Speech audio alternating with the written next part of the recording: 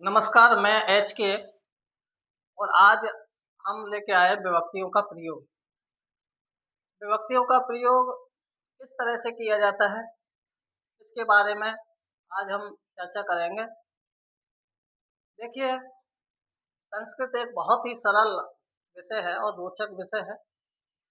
संस्कृत विषय एक ऐसा विषय है जो मनुष्य के अंदर विनम्रता पैदा करता है और बहुत ही सरल तरीके से बड़े ही विनय स्वभाव उत्पन्न कर देता है। इसकी कहानियाँ संस्कृत की जो है हमारे सामाजिक होती हैं। संस्कृत पढ़ने से मनुष्य के अंतर्गत जो क्रोध है वो बिल्कुल शांत हो जाता है।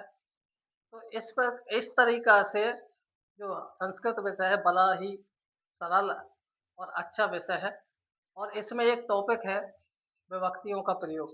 विभक्तियों का प्रयोग कारक चिन्हों के अनुसार किया जाता है, लेकिन कभी-कभी क्या होता है कि विभक्तियों का प्रयोग करते समय हम कारक चिन्ह के अनुसार विभक्ति ना आकर के दूसरी तरीक़ा से विभक्ति आ जाती है। तो जब वो दूसरी विभक्ति आती है तो उस विभक्ति को हम क्या कहते हैं, उसको कहते हैं उपपद विभक्ति। और आज उसी टॉपिक पर हम बात करने वाले हैं, उपपद विभक्ति क्या होती है और इसका प्रयोग कैसे-कैसे किया जाता है। चलो आइए चर्चा करते हैं उपपद विभक्ति पर। उपपद विभक्ति की परिभाषा।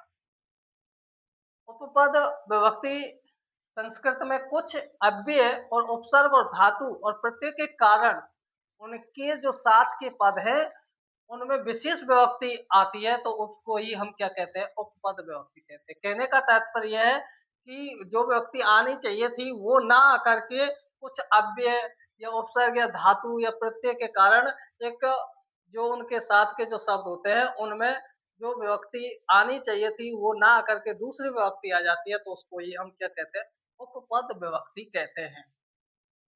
जैसे इसमें दिया है ग्रामम।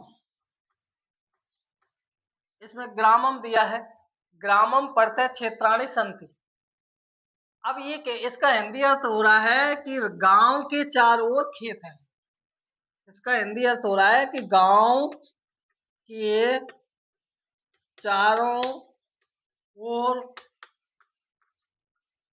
खेत हैं। अब देखिए यहाँ पर ग्रामम में द्वितीय विभक्ति का प्रयोग किया, लेकिन यहाँ पर कारक चिन्ह क्या आ रहा है, के। और के कारक चिन्ह आने के अनुसार इसमें विभक्ति होनी चाहिए थी कौन सी, षष्ठी। का की के, ये संबंध बता रहा है, लेकिन इसमें विभक्ति कौन सी आई, द्वितीय विभक्ति आई है। क्यों आई है द्वितीय विभक्ति, क्योंकि यहाँ पर उसने क्या दिया है, चारों ओर, और चारों ओर का क्या है, प्रत्यय, और प्रत्यय के योग में हमेशा कौन सी विभक्ति आती है, द्वितीय विभक्ति का प्रयोग किया है। इसीलिए इसमें संबंध ना हो करके द्वितीय विभक्ति का प्रयोग हम करते हैं। तो ये जो प्रत्यय आया है इसका जो पद है ये क्या है, ग्राम, सात का पद। प्रत्यय का जो सात का पद है वो है गांव, और गांव में कौन सी विभक्ति आई, द्वितीय, क्योंकि प्रत्यय के योग में द्वितीय विभक्ति है, तो इसी को हम उपपद विभक्ति कहते हैं। इसी प्रकार से ये है राम मित्र से क्रीडति। इसका अर्थ होगा राम मित्र के साथ, मित्र के साथ खेलता है।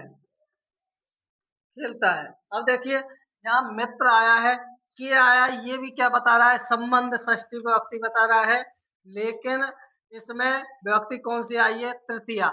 इसमें कौन सी विभक्ति आई है, यहाँ पर तृतीय विभक्ति आई है, तृतीया का प्रयोग किया है, तृतीया का प्रयोग इसमें किया है, और आनी चाहिए थी के अनुसार जो कारक चिन्ह है वो के है, संबंध बता रहा है, लेकिन संबंध का निषेध करके तृतीय विभक्ति का प्रयोग किया। क्यों, क्योंकि इसमें जो साथ का पद है वो है सह, और सह के साथ हमेशा कौन सी विभक्ति का प्रयोग करते हैं, हम तृतीय विभक्ति का प्रयोग करते हैं। तो इसको ही हम क्या कहते हैं, उपपद विभक्ति कहते हैं। तो प्रकार से ये हमारा उपपद विभक्ति हुई उदाहरण सहित। एक बार फिर देख लेते हैं कि संस्कृत में कुछ अव्यय, उपसर्ग और धातु और प्रत्ययों के कारण उनके साथ के पदों में विशेष विभक्ति आती है। विशेष विशेष यानी दूसरी विभक्ति का प्रयोग होता है, उनको ही हम क्या कहते हैं? उपपद विभक्ति कहते हैं। उदाहरण जैसे ग्रामम पड़ते क्षेत्राणि सन्ति। अब यहाँ पढ़ते के योग में गांव में कौन सी विभक्ति आई है? द्वितीय विभक्ति आई है, लेकिन आनी चाहिए थी कौन सी? षष्ठी। इस षष्ठी का निषेध कर दिया। क्या कर दिया? निषेध कर दिया। किसने? पढ़ते ने। और पढ़ते का साथ का पद क्या है? साथ का पद है ग्राम। और गांव में कौन सी विभक्ति आई है? द्वितीय विभक्ति, पढ़ते के योग में। इसी प्रकार मित्र, मित्र का जो सात का पद है सह, और सह के योग में हमने कौन सी विभक्ति करी लगाई है? इसमें तृतीय विभक्ति का प्रयोग किया। आना चाहिए था षष्ठी संबंध, लेकिन नहीं, इसका इसने सह ने इसका निषेध कर दिया, तो इसमें कौन सी विभक्ति का प्रयोग किया है? तृतीय विभक्ति का प्रयोग किया है। राम मित्रेण सह कीरति। तो इसी तरह की विभक्ति को हम उपपद विभक्ति कहते हैं।